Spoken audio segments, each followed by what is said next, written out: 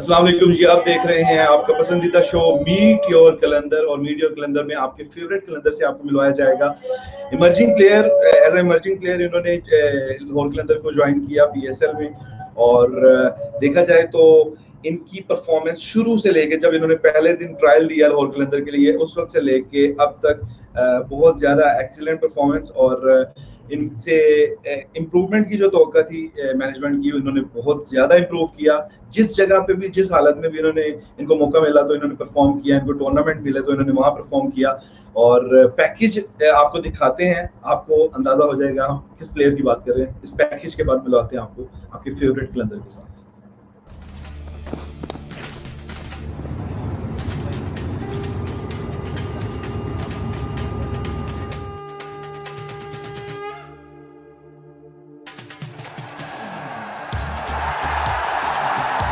Another wicket, Nawaz goal.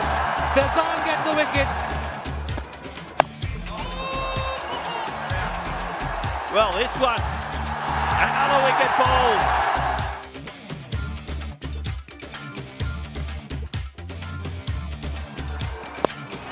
Slow one. And something again. And Kalanda's out the second. And perhaps Shadab was thinking, there's no way he'll bowl me another one. No way he's going to bowl me another one. But he did.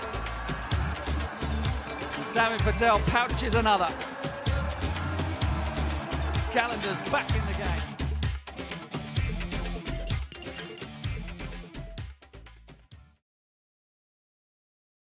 जी, आपने देखा package, और हमारे साथ मौजूद हैं ठट्टा बटिया से ताल्लुक रखने वाले मोहम्मद फैजान। वेलकम करेंगे। अस्सलाम वालेकुम, क्या हाल है आपका? जी वालेकुम सलाम, अल्हम्दुलिल्लाह। दुहेब भाई आप? मैं भी ठीक ठाक, अल्लाह का शुक्र। फैजान, मैंने जब आपके इलाके का नाम लिया आपको कितनी खुशी हुई कि आप अपने इस इलाके से बिलोंग करते हैं, और इसके बाद आपने क्या क्या नहीं किया इस इलाके के लिए और पाकिस्तान के लिए, लाहौर कैलेंडर के लिए?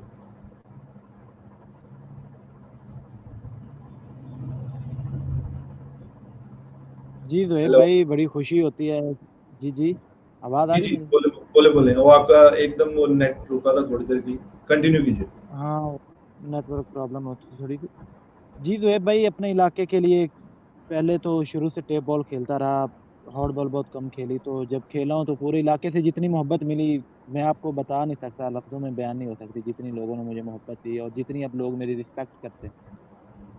तो जिंदगी बदली ऐसी कि 2018 में आप 2018 में आए ट्रायल देने के लिए, PDP टूर्नामेंट का हिस्सा बने और फैसलाबाद की तरफ से खेले, तो लाहौर कैलेंडर की तरफ से दी हुई अपॉर्चुनिटी को आपने अवेल करते हुए पहले ही अपने टूर्नामेंट में मैन ऑफ द टूर्नामेंट बने। उसके बाद आपको मौका मिला अबू धाबी जाने का। अबू धाबी कप में वहां जाके चैंपियनशिप जो जीती लाहौर कैलेंडर ने, उसमें आपका भी बड़ा किरदार था, आपकी 50 थी, और फाइनल मैच में आपने बड़े अच्छे रन स्कोर किए जिसकी वजह से लाहौर कैलेंडर चैंपियन बन सका। और उसके बाद सफर रुका नहीं, और फिर बैटल ऑफ कैलेंडर की बारी आती है T10 की, तो उसमें भी आप मैन ऑफ द टूर्नामेंट बने। मतलब आप जहां जाते हैं वहां पे इतनी ज्यादा कामयाबियां समेट लेते हैं, तो किसकी दुआएं आपके पीछे, कितनी मेहनत करते हैं आप? जी ज़ुहैब भाई, मेहनत की बात की जाए तो 2018 से लेके अभी तक लाहौर कैलेंडर के साथ हैं, तो उनकी सहूलियात का तो पूरी दुनिया को पता है। बाकी रही बात दुआओं की, तो मेरा पूरा इलाका, मेरे वालिदैन, मेरे घर वाले, मेरे दोस्त यार, वो सारे मेरे लिए दुआएं करते हैं, बहुत ज़्यादा दुआएं करते हैं, और उनकी दुआओं का सिला ही है जो अल्लाह पाक ने मुझे दिया। तो क्या फीलिंग्स थी ठट्टा बटिया से सीधे आप ऑस्ट्रेलिया जाते हैं और दुनिया की बेस्ट क्रिकेट फैसिलिटीज वहां पे हैं, तो कैसा लगा ऑस्ट्रेलिया का टूर, और कैसे आपने क्या फील किया कि लाहौर कैलेंडर ने जो आपको अपॉर्चुनिटी दी थी वहां जाकर सीखने की, तो आपकी जिंदगी में कैसा बदलाव है? देखें ज़ुहैब भाई, मैं तो कभी सोच भी नहीं सकता था कि ऑस्ट्रेलिया जाऊंगा। मैं तो अबू धाबी या UAE तक भी नहीं जा सकता था अपने आप से। तो ऐसा परफॉर्म हुआ और उधर चले गए और वहाँ जाके देखा कि क्रिकेट कैसी है, सहूलियात देखी, वहाँ के नेट्स देखे, इंडोर नेट्स देखे, मशीनें देखी जिन पे प्रैक्टिस होती है, तो बड़ा मज़ा आया वहाँ का माहौल देख के। अपनी लाइफ में पहली बार मतलब कि बंदा एक ऑस्ट्रेलिया जाए, एक गाँव से उठ के ऑस्ट्रेलिया जाए, तो उसकी फीलिंग का आपको अंदाज़ा हो जाना चाहिए कैसी होंगी। तो वो सहूलियत देखकर जब वो मुयस्सर ना हो आपके अपने इलाके में जहाँ पे आप क्रिकेट खेल रहे थे, आपने अब आपसे इंटरव्यू भी काफी हुए हैं, पहले आपसे गपशप होती रही है, आप बताते थे कि उस तरह फैसिलिटीज नहीं थी, और वही फैसिलिटीज आपको लाहौर कलंदर की तरफ से हाई परफॉर्मेंस सेंटर में मिल जाएं, तो जी, क्या जी। कहेंगे? बिल्कुल, बिल्कुल वही थी, वही सहूलियात हमें मिली हैं कलंदर हाई परफॉर्मेंस सेंटर में, जहाँ हर चीज़ मतलब कि आपकी क्रिकेट के लिए जो चीज़ें ज़रूरी हैं वो वहाँ अवेलेबल हैं, नेट्स हैं, मशीनें हैं, मतलब कि ग्राउंड है, अच्छे कोचेज़ हैं, जिम है, ऐसी कोई सहूलत नहीं है क्रिकेट के रिलेटेड जो वहाँ पे नहीं है। बिल्कुल। अब देखा जाए तो आपने हर टूर्नामेंट में जहाँ पे भी आपको जज किया गया कलंदर्स की जानिब से, तो आपने वहाँ पर अपने आप को मनवाया, कामयाबी हासिल की, और उस कामयाबी को देखते हुए आपको मौका मिला पीएसएल खेलने के लिए। तो पहले तो सबसे पहले मुझे ये पूछना है, आपको कब पता चला कि आपका पीएसएल में नाम आया है, और उस वक्त आपके क्या जज्बात थे? देखें, उम्मीद तो हम सब जितने भी हम पीडीपी के लड़के थे, कलंदर्स के साथ जिनके मतलब के कॉन्ट्रैक्ट हैं, सबको उम्मीद थी कि हम सारे ही खेल रहे हैं। तो कन्फर्म कोई ना था कि मैं खेल रहा हूँ, लेकिन ड्राफ्टिंग देख रहा था मैं अपनी छत पे बैठ के, क्योंकि हमारे यहाँ नीचे सिग्नल नहीं आ रहे थे और केबल भी नहीं थी। तो वहाँ देख रहा था, एकदम ही वो इमरान भाई नीचे आए, उन्होंने समीन भाई से कोई कुछ पूछा, समीन भाई ने उन्हें कुछ लेके दिया। तो मेरे ज़हन में बात गई कि ये लाज़मी मेरा ही नाम होगा, क्योंकि मेरा ड्राफ्टिंग में नाम नहीं है, इसलिए नीचे से नाम लेके जा रहे हैं। तो जब उन्होंने मेरा नाम अनाउंस किया, तो मैं नीचे उतरने में इतनी तेज़ी की कि आधी सीढ़ियों से छलांग लगा कर आके अपने पापा को जप्फी डाल ली। सो इलाके के लोगों ने कैसे सेलिब्रेट किया आपके साथ, और क्या हालात थे आपके ठीक इलाके? ठीक 10-15 मिनट में मेरे घर में तकरीबन मेरा पूरा गाँव क्या आधा इलाका मेरे घर में था, मुबारक देने के लिए, कांग्रेचुलेशन करने के लिए। तो बड़ा एन्जॉय किया उस मोमेंट को, बड़ा मज़ा आया उसके बाद तो फिर। तो आप मुझे बताएं, आपके जब आप हिस्सा बने लाहौर कलंदर का, आप ट्रायल्स में आए, उस वक्त से लेके अब तक कितने ज्यादा लड़कों में एक ख्वाहिश जाहिर हुई है क्रिकेट की तरफ आने की, और प्रोफेशनल क्रिकेट में लाहौर कलंदर का हिस्सा बनने के लिए, या ओवरऑल क्रिकेट को ज्वाइन करने के लिए कितने लोगों ने ख्वाहिश का इजहार किया आपको? देखें, हमारे इलाके में इतनी ज़्यादा क्रिकेट नहीं है, हमारे इलाके में मतलब कि लोग पढ़ाई पे सारे ध्यान देते हैं या कि वॉलीबॉल खेल के गुजारा कर लेते हैं। जब से मेरा पीएसएल में, जब से मैंने पीडीपी में खेला है, परफॉर्म किया, तब से लेके अब तक हमारे यहाँ यहाँ कोई ख़ास ग्राउंड नहीं है, यहाँ हमारे लोग वो ट्रैक्टर से ज़मीन बना के उधर सीमेंट विकेट बना के, अभी हमारे इलाके में भी 8 से 10 ग्राउंड बन गए हैं, जहाँ पे इतनी क्रिकेट हो रही है कि आपको क्या बताऊँ। अभी भी मैच खेल रहे हैं लोग, कोरोना वायरस भी है लेकिन अभी भी खेल रहे हैं।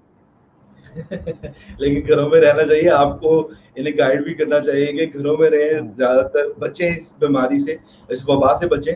और जी। इन्हीं सूरत हाल में लाहौर कलंदर ने मौका भी दिया है उन क्रिकेटर्स के लिए कि आप अपने क्रिकेटर्स को वैसे भी गाइड कर सकते हैं, वो सोशल मीडिया के थ्रू भी इंफॉर्मेशन ले हाँ, सकते हैं। हाँ। कलंदर के सिकंदर प्रोग्राम का आगाज हुआ है, तो जी, उसके बारे ज़ुहैब में आप भाई, क्या कहें? जी, ज़ुहैब भाई, लड़के जा रहे हैं उधर ग्राउंड में, जाते हैं अपनी वीडियो बना के सेंड कर रहे हैं कलंदर को। उम्मीद है वहाँ पे गाँव में जो ग्राउंड होती है वहाँ पे इतने लोग नहीं होंगे, और वो हाँ। जाकर खुद अपनी अलहदा से वीडियो बना लेते होंगे, हाँ, तो बस इस यही तरह 3-4 लड़के जाते हैं, अपनी वीडियो बना के, जिसने बनानी होती है वो बना के सेंड कर देता है। चलें जी। अब ये था कलंदर का सिकंदर, तो वीडियो आप भेज सकते हैं, व्हाट्सएप नंबर अभी स्क्रीन पे आ जाता है, तो मैंने सोचा कि शो के स्टार्ट में ही आपको बता दूं। और फैजान भी, अपने फैजान को जो देख रहे हैं, फैजान के जो फैन हैं, जो फैजान बनना चाहते हैं लाहौर कलंदर की टीम में emerging player, as an emerging player join करना चाहते हैं, तो उनके लिए मौका है कि आइए, इम्प्रेस कीजिए, ट्रेन हुए लाहौर कलंदर की हाई परफॉर्मेंस सेंटर में। तो ये नंबर है, इस पे व्हाट्सएप कीजिए अपनी वीडियो और बन जाइए कलंदर के सिकंदर। 0317339401, और इस नंबर पे अपनी वीडियो भेजिए। और अगर हमारी तरफ से ये इंस्ट्रक्शन है कि घर में रहकर, छत में या घर में कोई बगीचा है, कोई ऐसी जगह है, वहां पे वीडियो बनाइए, और ऐसी जगह में जाएं जहां पे लोग ना हो, जहां से किसी को आप इफेक्ट ना कर सकें या खुद इफेक्ट ना हो कोरोना से। तो ये इन एहतियाती तदाबीर को लेकर आप वीडियो बना के हमें भेज सकते हैं, और वीडियो के एंगल्स और रिक्वायरमेंट जो हमें चाहिए, कोचेस पैनल जो रिक्वायर्ड करता है आपसे स्किल्स, वो सारे स्किल्स शो होने चाहिए उस वीडियो में। तो अब बात करते हैं पीएसएल पे आते हैं। फैजान, नाम आ गया, खुशियां मना ली गाँव वालों ने, घर वालों ने, रिश्तेदारों ने, तो टीम के साथ जब ज्वाइनिंग हुई, तो कैंप कैसा था पीएसएल का कैंप, और आप हाई परफॉर्मेंस सेंटर का ऑलरेडी हिस्सा थे, तो फैसिलिटीज के बारे में जरा बताइए ओवरऑल के वहां पे क्या क्या आप अवेल कर रहे थे फैसिलिटी। जी ज़ुबैर भाई देखें, बाकी सारी टीमों का तो तकरीबन कैंप लगा है 2-4 दिन पहले लगा है, तो हमारा तो कैंप 2-3 मंथ पहले लग गया था। सारे प्लेयर उधर आ रहे थे, हमारे जो पाकिस्तान खेले हुए हैं, फ़खर भाई, हफीज़ भाई, सलमान बट भाई, मतलब कि सारे उधर आ रहे थे। तो हमारे पीएसएल से पहले ही कैंप शुरू हो गया था जो पीएसएल लेवल का था। तो उधर हाई परफॉर्मेंस सेंटर की तो मैं पहले ही बात कर रहा हूँ कि वहाँ कितनी अच्छी सहूलियात हैं, कोचेज़ हैं, नेट्स हैं, सारा कुछ है। तो वहाँ से हमारा पीएसएल स्टार्ट हो गया था 2 मंथ पहले, और जब से इंटरनेशनल प्लेयर आए तब इधर कज़ाफ़ी में हमारा कैंप लग गया। तो बड़ा एन्जॉय किया, बहुत कुछ सीखने को मिला जो हमें पहले कभी नहीं पता था कि क्रिकेट में ये चीज़ें, इन चीज़ों का ख्याल रखना चाहिए, ये चीज़ें अवॉइड करनी चाहिए। बहुत कुछ सीखने को मिला। अच्छा ये आप बताइए, अब आप ड्रेसिंग रूम का हिस्सा बन के इंटरनेशनल प्लेयर आए तो आप गद्दाफी स्टेडियम में कैंप लगा और ड्रेसिंग रूम शेयर होना शुरू हो गया, तो टीम कैसी लगी, बॉन्डिंग कैसी टीम में, और किससे ज्यादा दोस्ती थी आपकी? टीम की बात की जाए तो जब से मतलब कि ये 5वां सीज़न है, ये मेरी बेस्ट टीम थी लाहौर कलंदर ने जो अभी बनाई है। ये मेरे होने ना होने की वजह से नहीं, वैसे ही इस बार मुझे सारे प्लेयर अच्छे लगे। और फेवरेट मेरा यार तो लाडी है, आपको पता ही है।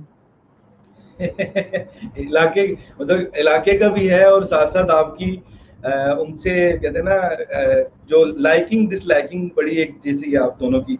और जी। लाडी का आपने जिक्र किया, दिलबर हुसैन की बात करें तो परफॉर्म भी सब बड़ा अच्छा करके, तो आपको कैसा लगा, क्योंकि इलाके से हैं और आपके साथ मेहनत भी की है इतने सालों उन्होंने, तो क्या कहें? जी, हम तो 5-7 साल पहले से इकट्ठे क्रिकेट खेल रहे हैं, टेप बॉल भी इकट्ठी खेली है, 8 बॉल के भी टूर्नामेंट इकट्ठे खेलते हैं। तो मुझे तो पहले ही पता था कि लाडी का कितना टैलेंट है, लाडी लाडी में कितना टैलेंट है।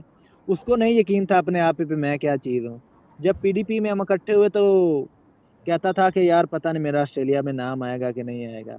लेकिन अल्लाह ने देख लें उसे कितनी इज़्ज़त दे दी। अभी मुझे तो नहीं लगता कि पाकिस्तान में भी उस जैसा कोई अच्छा बॉलर होगा जो इतने से रन अप पे इतने तेज़ बॉल और इतनी अच्छी वैरायटी के साथ समझदारी से को बॉल करता होगा। बिल्कुल। आप जरा थोड़ा सा सस्पेंस स्टोरी की तरफ आते हैं। पहला मैच हुआ उसमें आप नहीं खेल सके और लाडी खेले। अब दूसरे मैच से पहले कोई कहानी चली थी, कोई सस्पेंस चला था, वो जरा बताएं, अंदर की स्टोरी, इनसाइड स्टोरी बताएं, हुआ क्या था?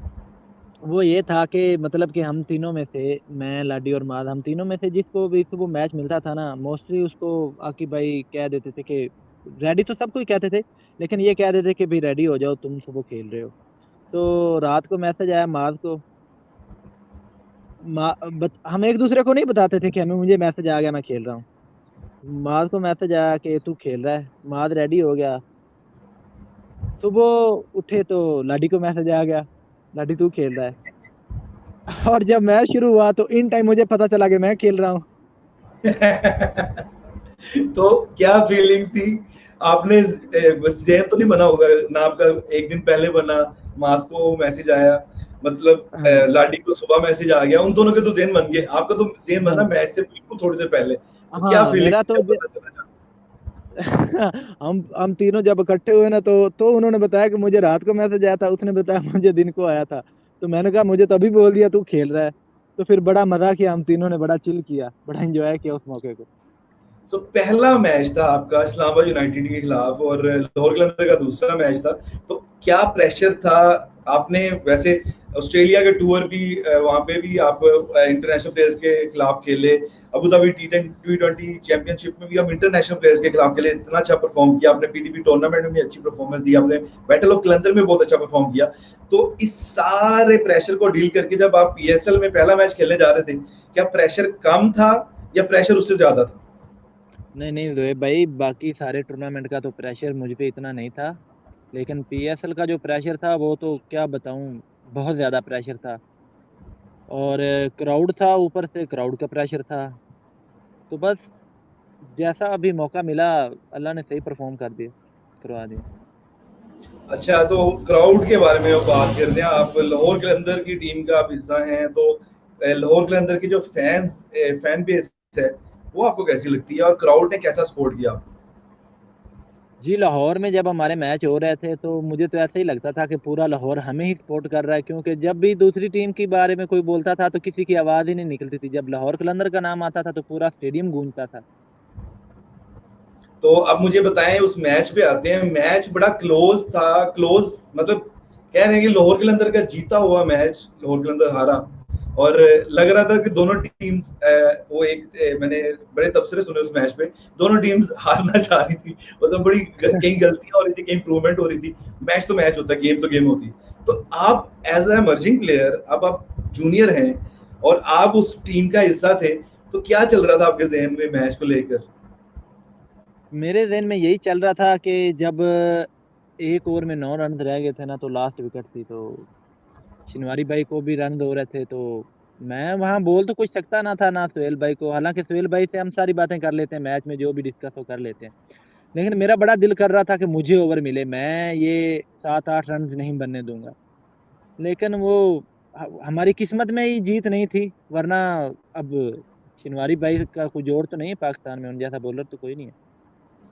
बिल्कुल ऐसे ही है, उन जैसा कोई बॉलर नहीं है, लेकिन हर किसी का दिन होता है, तो मे जी, बी उनका वो दिन होता तो उस दिन जी। हाँ, मतलब उनकी परफॉर्म किस्मत ऐसा अच्छी थी, मूसा की किस्मत अच्छी थी, लग गया छक्का। अच्छा मुझे ये बताओ, ज्यादातर पीडीपी के बारे में कहा जाता है, पीडीपी से बॉलर्स ज्यादा हंट होते हैं, मतलब वो बॉलर सेलेक्ट होते हैं और वो टीम का ऐसा बनते हैं लोअर कलंदर का, डिफरेंट लीग्स में जाके खेलते हैं, बिग बैश लीग जाके खेले हारिस रऊफ और दिलबर। तो आप बताएं कि एज अ बैट्समैन, और आप ऑलराउंडर हो, आप मतलब बॉलिंग भी करते हो, आप बैटिंग भी करते हो, लेकिन बैटिंग में आपके नंबर सबको पता है कि आप ओपनिंग में कमाल परफॉर्म करते हो, वन डाउन भी आओ तो बहुत अच्छा परफॉर्म करते हो, बट आपकी अनफॉर्चुनेटली जगह नहीं बन पा रही थी, कॉम्बिनेशन कुछ ऐसा था लोअर कलंदर की पीएसएल टीम का। तो बैटिंग में आपका आना पीएसएल टीम में, तो कितनी खुशी हुई कि एक बैट्समैन आया है पीडीपी से? देखें ज़ुहैब भाई, जो बैट्समैन है उस पे ज़्यादा मेहनत करनी पड़ती है, क्योंकि बॉलर जो है वो मोस्टली पाकिस्तान में तो नेचुरल बॉलर ही होते हैं। लाडी को देख लें, उस पे थोड़ी सी मेहनत, 1 साल 1.5 मेहनत हुई और वो पाकिस्तान लेवल का बॉलर बन गया है। फरजान राजा है, माज खान है, मतलब कि ये नेचुरल है, इनका नेचुरल टैलेंट है, अल्लाह पाक ने इनको बहुत टैलेंट दिया हुआ है। और बैट्समैन जो है उसको उसकी टेक्निक पे उस पे बहुत मेहनत करनी पड़ती है, तो इसी यही वजह है कि बैट्समैन कलंदर ने अभी हाई परफॉर्मेंस सेंटर बना है। अभी देखेंगे इंशाल्लाह कितने बैट्समैन निकलते हैं, हम में कितनी इंप्रूवमेंट होती है। तो आप ये बताएं कि पाकिस्तान के लिए कितना जरूरी है कि पीडीपी प्लेटफॉर्म से अब बैट्समैन भी नजर आने शुरू हो गए हैं, पीएसएल का हिस्सा बन रहे हैं, और पीएसएल के बाद आपको बताया उसमें परफॉर्मेंस हो जाए तो फिर पाकिस्तान टीम के लिए भी दरवाजे खुल जाते हैं। तो बैटिंग के जलवे दिखाते हुए आप इंशाल्लाह फ्यूचर में नजर आएंगे, क्योंकि इस दफा मजबूरन वो टीम कॉम्बिनेशन की वजह से आपको बैटिंग का इतना चांस नहीं मिल सका। तो आगे क्या देखते हैं फ्यूचर को अपने? जी जोएब भाई, इंशाल्लाह अभी हमारे पास टाइम है। अभी ये हालात तो थोड़े ठीक होते हैं पाकिस्तान के, तो उधर क्या हमारा फिर से ज्वाइन करेंगे हाई परफॉर्मेंस सेंटर और उधर मेहनत करेंगे। देखिए, आप खुद अंदाज़ा लगा लें कि एक बंदा डेली की 500,000 बॉल खेलता है, तो उसमें कितनी इंप्रूवमेंट होगी। मशीन पे खेलता है, 90 की स्पीड पे खेलता है, अच्छे स्पिनर है, माज, फरजान, अली माजिद, एहसन मिर्जा, ये लोग स्पिनर है। अभी और भी लड़के रखे हैं लाहौर कलंदर ने जो बड़े क्वालिटी के स्पिनर हैं। तो अगर बंदा 1 साल पूरा इनको खेल ले तो मुझे तो नहीं लगता एक प्रेशर के अलावा उसकी टेक्निक में या उसकी किसी किस्म की कोई चीज रह जाएगी। सिर्फ एक प्रेशर है हैंडल करने वाला, वो अगर वो कर गया तो वो इंशाल्लाह आपको पाकिस्तान में खेलता नजर आएगा। आप लाडी को देख लें, बिल्कुल हारिस को लाठी देख को लें। देख लें। अब थोड़ा सा पीडीपी प्लेयर्स जिनके साथ आप ट्रेनिंग करते रहे हो, इतने सालों से खेल रहे थे, उनके साथ ट्रेन हो रहे थे, टूर कर रहे थे उनके साथ, उनकी बात करते हैं। आपने दिलबर की बात की, हारिस की बात हो गई, तो अब बाकी जो प्लेयर्स हैं, फरजान राजा की परफॉर्मेंस आपको कैसी लगी, माज खान की, और इसके अलावा आप देखो तो इन इनमें क्या इंप्रूवमेंट आपको नजर आई पीएसएल खेलते हुए? देखें, मैं जब इनसे पहले मिला था तो हम सब में फील्डिंग का मसला था और एक एक्यूरेसी नहीं थी, सारा कुछ भी नहीं था। अभी राजा ऑस्ट्रेलिया में खेल के आया है, उसको उधर खेलने का एक्सपीरियंस है, उसने बड़ी अच्छी बॉलिंग की है उधर भी। और पीएसएल में देख लें, उसने बड़ी अच्छी बॉलिंग की है। माद खान को देख लें, पहले मैच में थोड़ा सा उसको हुआ, उसके बाद उसने कैसा कमबैक किया पूरे पीएसएल में, जो भी उसको मैच मिला उसने कितना अच्छा परफॉर्म किया। तो बड़ी बड़ी अच्छी चीज मुझे नजर आई हमारे पीडीपी के लड़कों में कि एक बंदा कुछ भी नहीं खेला और वो पीएसएल में जाके अपना उसका एटीट्यूड लेवल या उसका कॉन्फिडेंस लेवल इतना अच्छा हो जाए, तो इससे अच्छी बात और क्या हो सकती है। बिल्कुल, अब आपकी बैटिंग की बात हो रही थी तो आपने बॉलिंग से बड़ा इम्प्रेस किया और हैरान परेशान कर दिया कि कोयटा के खिलाफ जब आप खेले तो आपने 29 रन देके 2 विकेटें हासिल की और उसमें विकेट मोहम्मद नवाज की और अनवर अली की थी। तो कितना प्रेशर था बॉलिंग करते हुए आप पर और कैसे कोप अप किया? और आप मुझे ये बताओ कि एज अ बॉलर कुछ ज़हन बनाकर आए हुए थे कि बॉलिंग में भी परफॉर्म करोगे या बैटिंग पे फोकस था? मैं जब पीएसएल का हमारा 2 मंथ पहले का कैंप लगा हुआ था तब तो मैं एज ए बैट्समैन ही खेल रहा था। मैं नेट में बॉलिंग बहुत कम करता था, मतलब कि 2 महीने का कैंप था जिसमें मैंने 3-4 दिन बॉलिंग की होगी। और मुझे रेडी किया जा रहा था कि आप 6-7 नंबर पे खेलोगे, मेहनत कर रहे थे उधर। तो जब पीएसएल शुरू हुआ तो नेट में बॉलिंग करना शुरू की तो आकिब भाई ने देखा, आकिब भाई ने कहा कि यार तू तो अच्छी बॉलिंग कर सकता है, तू एज ए ऑलराउंडर खेल सकता है टीम में। तो बस उन्होंने कॉन्फिडेंस दिया और नेट में 1-2 दिन बॉलिंग की सोहेल भाई के खिलाफ जो यॉर्कर को अच्छा खेलते थे, तो अल्लाह ने किया अच्छी बॉलिंग शुरू कर दी तो कॉन्फिडेंस आ गया। प्रेशर तो था नहीं था बॉलिंग पे, बैटिंग पे प्रेशर था, बॉलिंग पे कोई प्रेशर नहीं था कि मैं मार खाऊंगा या नहीं खाऊंगा। मुझे अपने आप पे कॉन्फिडेंस था कि मैं मेरे सामने कोई भी बैट्समैन आ जाए, मैं उस पे ओवर कर सकता हूँ, अपने आप को बचा सकता हूँ। बिल्कुल आपने बचाया और लगता है दूसरी टीम ने आपकी बैटिंग की तैयारी की होगी, सोचा होगा कि आप बैटिंग इस तरह करते हैं लेकिन आप बॉलिंग में अपनी परफॉर्मेंस दिखा गए और बड़ा इम्प्रेस बॉलिंग तो किया आपने। मेरी बॉलिंग है ही सिंपल, यॉर्कर और स्लो वन 2 बॉलें आकिब भाई ने बताई थी, या यॉर्कर मारना है या स्लो वन करना, दूसरी बॉल कोई नहीं करनी, तो बस वही की जो प्लान था। तो उस प्लान के मुताबिक आप काफी कामयाब हुए। तो अब बात करते हैं आकिब भाई का, आपने जिक्र किया तो आकिब भाई की कोचिंग आपको कैसी लगी? बड़ी तनकीद हुई है उन पे 4 साल में, बहुत ज्यादा तनकीद उन्होंने ली, लेकिन इस बार टीम क्वालिफाई कर गई और उन्होंने पर्सनली क्रेडिट नहीं लिया। उन्होंने एक मीडिया प्लेटफॉर्म पे सिंपली कह दिया कि ये सारा क्रेडिट जाता है प्लेयर्स को, प्लेयर्स खेले और जीते। But as a coach, as a इंसान, आकिब जावेद कैसे? सर देखें, बात ये है कि जो भी लड़के उन पे तनकीद कर रहे हैं, उनके लिए सबसे पहली बात तो ये है कि ये इस बात की तनकीद कर रहे हैं कि वो हम जैसे लड़कों को एक गांव से जो कभी सोच भी नहीं सकते पीएसएल का, उनको कहाँ से उठा के पीएसएल खिला दिया और ऐसे लड़के पाकिस्तान को दिए, हारिस लाडी, सुहेल अख्तर, जो के शाहीन अफरीदी और भी फखर भाई, इतने लड़के दिए पाकिस्तान के जो पाकिस्तान के अब नाम रोशन कर सकते पाकिस्तान का। तो मुझे तो नहीं लगता कि ये लोगों को कोई अच्छा काम किया है। आकिब भाई जैसा इंसान क्रिकेट की हिस्ट्री में मैंने नहीं देखा बेलॉस। उन्होंने क्या करना है, ये लड़कों पे इतना इन्वेस्टमेंट कर रहे हैं, 70-70 हजार तनख्वाह दे रहे हैं, इतने हाई परफॉर्मेंस सेंटर बना रहे हैं पूरे पाकिस्तान में, उनको क्या फायदा है इस चीज का, आप मुझे बताएं। बिल्कुल, ये फैज़ान आपका एक्सपीरियंस है उनके साथ, तो मैं आपसे जानना चाह रहा था। वाक़ई आपने बताया कि बहुत मेहनत कर रहे हैं, तो इसी तरह आगे मेहनत करते रहेंगे। और अब बात करते हैं आपके कैप्टन, कलंदर के कैप्टन, लाहौर कलंदर के कैप्टन सुहेल अख्तर की। सुहेल अख्तर के साथ आपका सफ़र स्टार्ट हुआ तो मेरे ख्याल से आपने अबू धाबी T20 चैंपियनशिप जब जीती, वहाँ पे आप चैंपियन बने लाहौर कलंदर, तो वो कैप्टन थे वहाँ पे। वहाँ से लेके पीएसएल तक का सफ़र आपका कैसा रहा और आपने कितना कुछ सीखा उनसे और कितना हौसला दिया उन्होंने आपको मैच खेलते हुए? सुहेल भाई से मेरी पहली मुलाकात हुई थी पीडीपी में। मैंने जब पहले 2-3 मैचेस में अच्छा परफॉर्म किया तो उन्होंने मुझे कहा कि यार तुझ में टैलेंट है, और मतलब कि वो मुझे समझा रहे थे कि ऐसे ऐसे ऐसे इनिंग खेलनी होती है। मैंने पहले 2-3 मैचेस में जल्दी करके आउट हो गया तो उन्होंने मुझे समझाया कि थोड़ा रुक के भी स्कोर हो सकते हैं, थोड़ा सा टेक्निक वाइज भी रन हो सकते हैं। उसके बाद अबू धाबी में वो कप्तान थे, उन्होंने मतलब कि ऐसे डील करते हैं जैसे एक छोटा भाई होता है, वो ऐसे डील करते हैं। वो ऐसी कोई बात नहीं उनमें कि वो किसी से लाउड बात करें या कि कोई डरा धमका के रखे, नहीं, वो उनका छोटे भाइयों जैसा प्यार है हमारे साथ। बिल्कुल ऐसे ही है। और अब सुहेल भाई का आपने जिक्र किया तो फॉरेन प्लेयर्स का एक्सपीरियंस कैसा रहा इस दफा? जो फॉरेन प्लेयर्स थे, इंटरनेशनल प्लेयर आपकी टीम का हिस्सा थे लाहौर कलंदर की, उनकी परफॉर्मेंस के बारे में बात करें, लेकिन सबसे पहले मैं क्रिस लिन का पूछूंगा। क्रिस लिन कैसा गाइड करते थे आपको? उनकी उन्होंने खुद तो परफॉर्म किया ही, 113 रन की उन्होंने अपने करियर की बेस्ट इनिंग खेली, लेकिन वो आपको मैच के दौरान कैसे गाइड कर रहे थे, या ट्रेनिंग में और ड्रेसिंग रूम में क्या चल रहा था, जरा वो बताइए।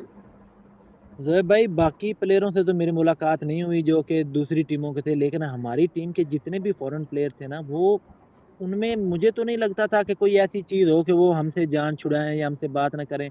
वो हमसे दिलचस्पी लेके बात करते थे, उनसे कोई बात बंदा पूछने जाता है ना, हमारी इंग्लिश भी इतनी अच्छी नहीं थी, लेकिन वो खुश होते थे जब हम अपनी टूटी-फूटी इंग्लिश में उनसे कुछ पूछते थे वो, और वो बड़ी खुशी से हमें बताते थे, जो भी हम उनसे पूछते थे उसके बारे में। अभी एक तस्वीर हम दोबारा से दिखाते हैं, ये तस्वीर में आपको क्या बता रहे हैं क्रिस लिन? ज़रा थोड़ा-सा बताएँ ये फैन्स को, इनर इनसाइडर स्टोरी कोई आपने बता रही है, कोई स्पेशल चीज़ बता रहे हैं? ये ना मुझे मेरे ख्याल से ना 2 बॉलों पे 2 छक्के लगे मार दिए उसने, क्या नाम है? बिन कटिंग। तो बेन ये कटिंग, फाइन हाँ। लेग पे, हाँ, ये स्क्वायर लेग पे खड़े थे, वहाँ से भाग के मेरे पास आए और मुझे कहा कि इसको वाइड पे यॉर्कर करो। तो अच्छा, वो बता रहे थे कि हर बॉल पे मेरे पास आ रहे थे इतनी दूर से कि आपने ये बॉलिंग करनी है, वाइड यॉर्कर करना है या वाइड पे ही स्लो बॉल करना है। तो मैं फिर वो नेक्स्ट बॉल मैंने जो किया वाइड पे यॉर्कर किया और उस पे सिंगल हो गया और मेरा ओवर 14 रन पे खत्म हो गया, पहले 2 बॉल पे छक्के लग गए।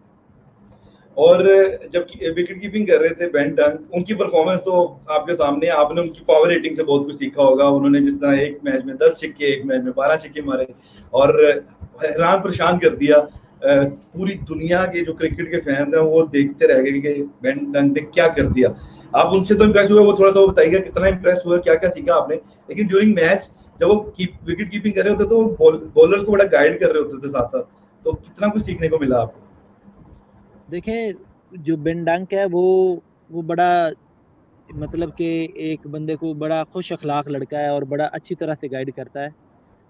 उसकी परफॉर्मेंस को आपको बताऊँ तो जब वो नेट में बैटिंग करता था ना, हमारे सारे बॉलर शाहीन, हारिस, शिनवारी, लाडी, जितने भी स्पिनर थे, जो भी उस पे बॉलिंग कर रहे थे, तो वो इतने छक्के मारता था ना कि आपको क्या बताऊँ। लाडी इतनी अच्छी बॉलिंग करता था, नेट में किसी से मार नहीं खाता था, लेकिन बेन डंक उसको भी मार देता था। तो अब वो मैच के दौरान कोई ऐसा वाकया तो नहीं कि बेन डंक ने भी, जैसे क्रिस लिन ने समझाया, तो उस तरह डंक ने भी आपको कुछ समझाया हो? हाँ, डंक जब खेल रहा था, मनरो खेल रहा था, तो वो मेरे पास आए। उन्होंने कहा कि ये आपको रूम बना के मारने की कोशिश करेगा, पीछे हट के मारने का। अगर आप इसको डंडों में करोगे तो वो इसके रडार में आ गए, वाइड करोगे तो ये उस बॉल की तरफ जाने में इसको दिक्कत होगी, तो वो मुश्किल में पड़ेगा। तो मैंने वही किया, मैंने उसको वाइड पे स्लो करता रहा, वाइड पे यार्कर, वाइड पे स्लो। बड़ा परेशान हुआ वो मेरी बॉलिंग के खेल से। अच्छा जी, बाकी डेविड वीज़ा की बात करें, उसने मतलब लास्ट सीजन में भी लास्ट बॉल पे सिक्सर मार के लोअर कलंदर को मैच जितवाया और इस दफा सेकंड लास्ट बॉल पे सिक्सर मार। तो उस टाइम पे फैजान क्या सोच रहा था उस बॉल पे जो आखिरी 2 बॉल्स रह गई थी कि मैच जीतेंगे या हारेंगे? क्या चल रहा था फैजान के ज़हन में? वो मैच तो हम पहले 1-2 ओवर पहले जीत रहे थे, लेकिन कार्लोस ब्रैथवेट ने आके ऐसी बॉलिंग कर दी कि मैच का पूरा साइड ही चेंज होगी।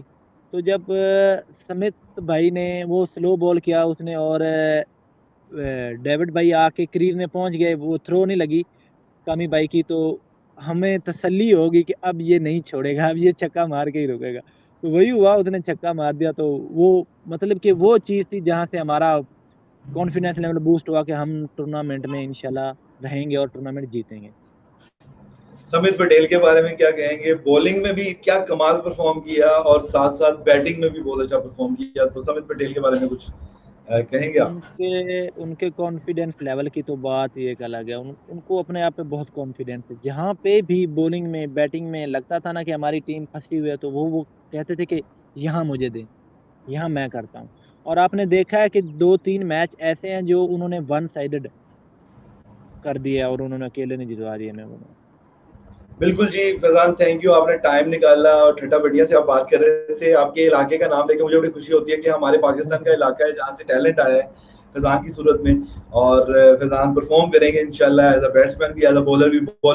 बॉलिंग के जलवे देख लिए लोगों ने, बैटिंग के जलवे इंशाल्लाह पीएसएल में दिखेंगे और बाकी लीग्स में भी इंशाल्लाह ज़रूर दिखेंगे। फैज़ान, जाते हुए कोई लोअर कलंदर के फैंस को मैसेज देना चाहते हैं आप?